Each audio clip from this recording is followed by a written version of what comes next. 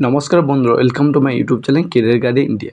আজ আমরা কথা বলতে চলেছি RDGM মেডিকেল কলেজ সম্বন্ধে।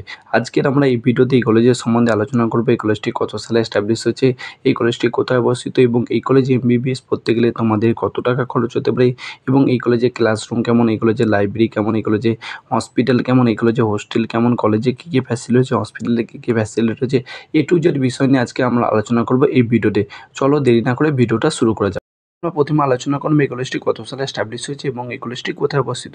এই কলেজটি একটি নতুন কলেজ। এই কলেজটি 2021 সালে এস্টাবলিশ হয়েছে এবং এই কলেজটির লোকেশন যদি দেখো, এই কলেজটির লোকেশন হচ্ছে বিহার রাজ্যে পাটনা শহরে অবস্থিত এবং পাটনা হাইওয়ে থেকে 2 কিলোমিটার দূরে অবস্থিত এবং এই কলেজটি NMC থেকে অ্যাফিলিয়েট। এবং তোমরা যদি এই কলেজের সামনের নিয়ারের রেলওয়ে স্টেশন দেখো, এই কলেজের সামনে নিয়ারের রেলওয়ে স্টেশন হচ্ছে পাটনা জংশন রেলওয়ে স্টেশন।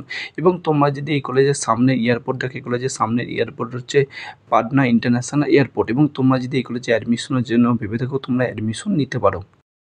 এরপর আমরা আলোচনা করলাম এই কলেজে MBBS পড়তে গেলে তোমাদের কত টাকা খরচ হতে পারে এবং এই কলেজে MBBS এর সিট সংখ্যাটি। তোমরা যদি এই কলেজে MBBS এর সিট সংখ্যা দেখো, এই কলেজে MBBS এর সিট সংখ্যা হচ্ছে 150টি। এবং তোমরা যদি এই কলেজে MBBS এর ফিস দেখো, এই কলেজে MBBS পড়তে গেলে তোমাদের খরচ হবে, এই কলেজে MBBS এর ফিস হচ্ছে 14 লাখ টাকা পার ইয়ার ফিস রয়েছে এবং ডিপোজিট মানি রয়েছে 2 লাখ টাকা। এবং তোমরা যদি এই কলেজের NRI কোটার ফিস দেখো, এই কলেজে NRI কোটার ফিস রয়েছে 25 লাখ টাকা পার ইয়ার ফিস রয়েছে। এবং তোমরা যদি এই কলেজে হোস্টেল ফিস দেখো, এই কলেজে হোস্টেল ফিস রয়েছে 3 লাখ টাকা পার ইয়ার ফিস রয়েছে। এবং এসি রুম নিলে আলাদা খরচ, নন এসি রুম নিলে আলাদা খরচ, সিঙ্গেল বেড নিলে আলাদা খরচ, ডবল বেড নিলে আলাদা খরচ। এবং তোমরা যদি এরপরে আমরা আলোচনা করবো এই কলেজে ক্লাসরুম কেমন, এই কলেজে লাইব্রেরি কেমন, এই কলেজে লাইব্রেরিতে কী কী ফ্যাসিলিটি রয়েছে, হসপিটালে কী কী ফ্যাসিলিটি রয়েছে, কত বড় ক্যাম্পাস, হোস্টেলে কী কী ফ্যাসিলিটি রয়েছে।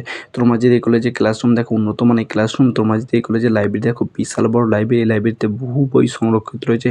এবং তোমরা যদি এই কলেজে ক্যাম্পাস দেখো, বিশাল বড় ক্যাম্পাস, প্রায় 20 একর জমির উপর তৈরি হয়েছে ক্যাম্পাস। এবং তোমরা যদি এই কলেজের হোস্টেল দেখো, যে গার্লস বয় দুটো হোস্টেলের ব্যবস্থা হয়েছে, হোস্টেলে ভেজ নন ভেজ বিভিন্ন খাবার দাবার ব্যবস্থা হয়েছে। এবং তোমাদেরকে আগে বললাম এই হোস্টেলে ফিস রয়েছে 3 লাখ টাকা পার ইয়ার ফিস রয়েছে। এসি রুম নিলে আলাদা খরচ, নন এসি রুম নিলে আলাদা খরচ।